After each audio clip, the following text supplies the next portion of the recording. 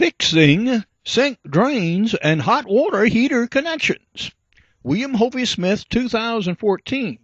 I'm the author of Backyard Deer Hunting, and here we work on things in and under the house. This is Hovey Smith, the Backyard Sportsman. And you'll see me wearing my best Dipsy Dumpster derived hunting rags, 'cause we about to do plumbing. Now, it seems just about everything in this house is about halfway wore out, including the main. I'll show you a piece of the pipe. It was just corroded completely. It was dripping down under the sink here and getting down on the floor and keeping it perpetually wet. And it took me a little while to figure out what was going on. But the metal pipe in the sink drain had just completely corroded practically away. When I tried to remove it, it just broke apart in the hands. It was so brittle. So we have a replacement right here, and we are about to install these parts under the sink. Now, this is all plastic. It's actually pretty good plastic. You can get some cheaper replacements from Walmart, but I do not recommend them. I mean, some of that plastic is so thin it could be cut through by a hungry roach. But this is a little more substantial stuff. Will it last as long or longer than the metal? Yes, it probably will, as a matter of fact.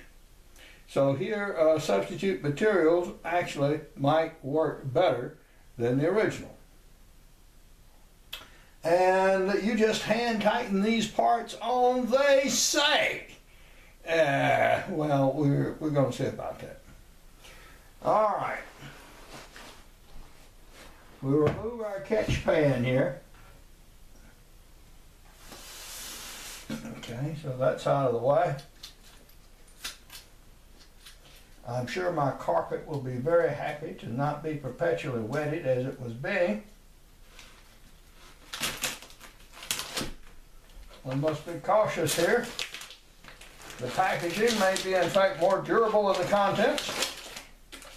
Ah! Parts, parts, parts, parts.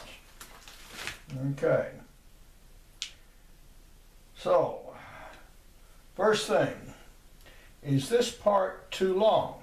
Do I need to cut some off this? Well, we sort of find out.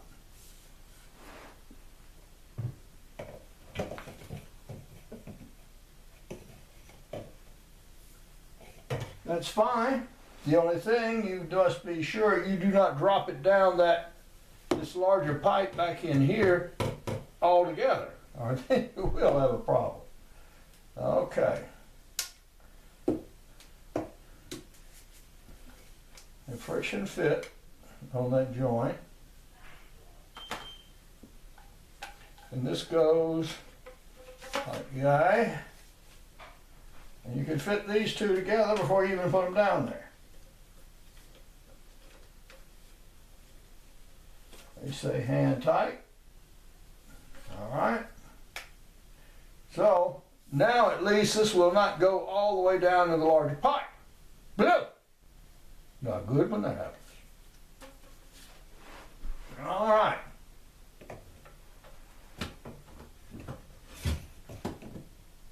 Okay. Now this fits on top of the metal pipe, but I'm going to have to block it actually to put it on there. This fits right like this. Okay. And screws onto here. So you have your trap. So if you drop your wedding ring down the sink, all right, you can find it again.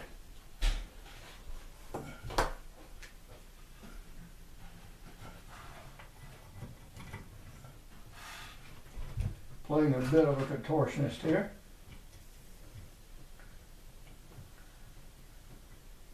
Okay, the seal will just hold it.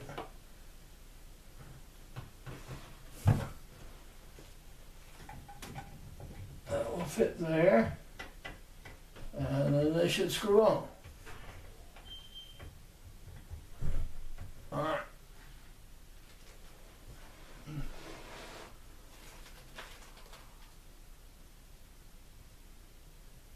Okay.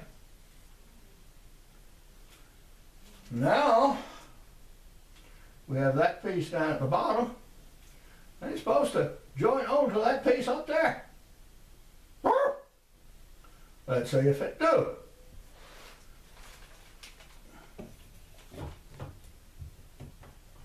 Well, you sort of move it around so it do, somehow.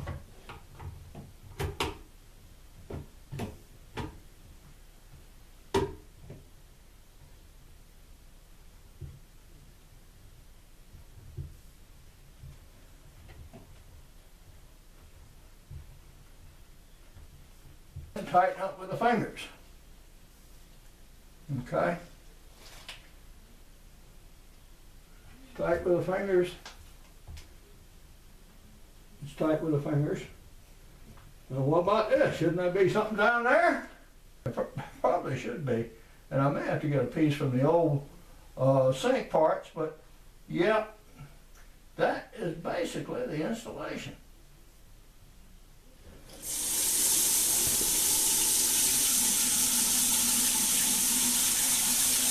And I see no rink. Nope, no leak. Okay, that's pretty good. So, now we have our replumbed sink. I did salvage one piece of metal from the old sink parts, and that is this ring right here, which will fit right over here and take up this gap. So that will take care of that, and then we'll be through with this job and have another one to do. We're now about to enter the underworld, or at least the underworld under Whitehall, and replace this copper piece which feeds the hot water tank. Okay, and we have one pipe wrench and one set of vice grips. And so with one or the other, we'll be able to tighten up the fittings and cinch them down.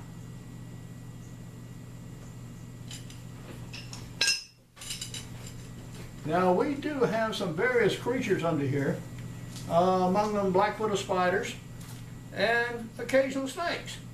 Are there any under here right now? Oh, yeah, maybe, but no big deal. So we'll go under there and we get them. Well, here is a aforesaid water heater. It's a little short stubby thing, and it is 36 inches in diameter, and we got it through a 34-inch hole, which was an interesting experience, but we managed that.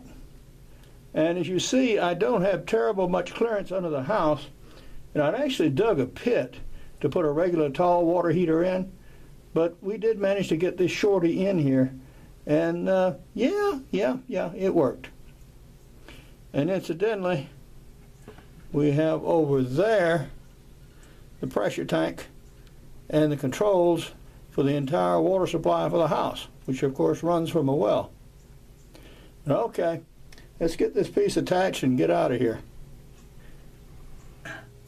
And you'll see some movement as I'm squirming around here in the mud. And right now what I'm doing is I'm putting some heavy grease on the top of this threaded fitting of the water tank, because these threads are delicate indeed and they've been corroded somewhat, so this will help them last a little longer. Ultimately, of course, I will have to replace the tank, but you'd hate to replace a water tank just because the fitting has failed. Okay, so now bend our copper here and see if we can get it started straight and evenly. And that's the ticket. Get it started straight. And it take the threads well. And it's doing it. It's going down straight. Okay. I was afraid that it would not.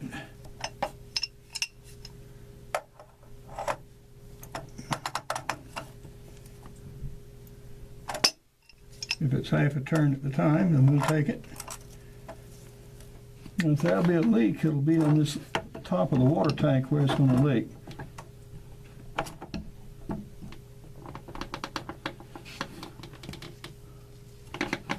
Shooting pretty tight.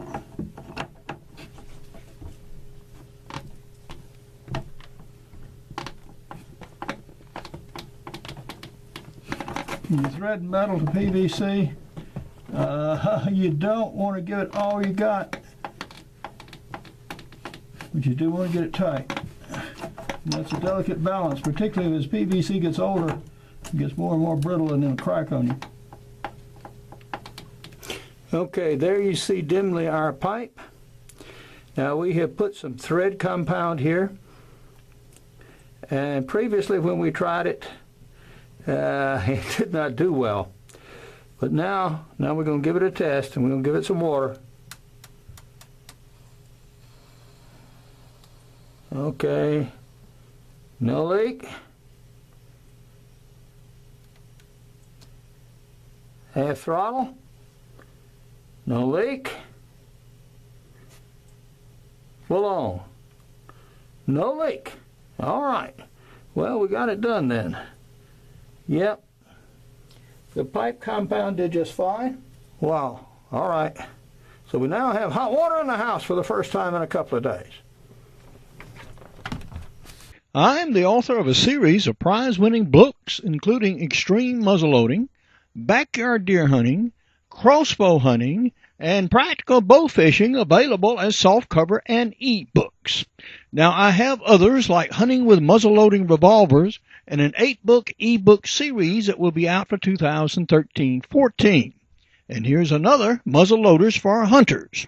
Now, everything I've used is available at any hardware store, and anyone with sufficient agility can do these repairs. For more information on my books, blogs, and more than 350 videos, go to my website at www.hoviesmith.com. Good hunting and good eating from the outdoors. Goodbye, and God bless.